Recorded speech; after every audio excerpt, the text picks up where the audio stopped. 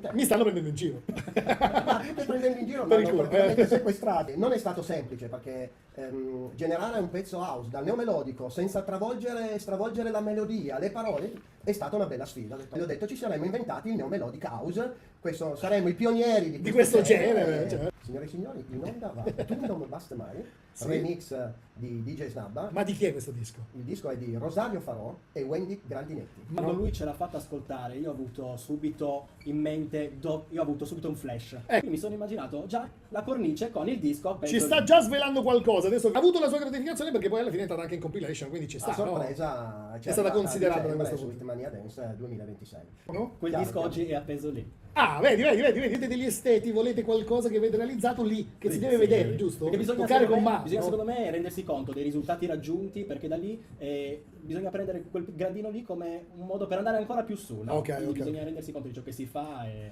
Bello, e poi sempre più in alto. è vero, bisogna guardare e dire posso fare di più, Esatto. giusto? E questo è fondamentale. Invece se lo tieni lì dici vabbè sì ho fatto quella cosa. E non gli dà importanza. Vero. Bella questa frase, mi piace.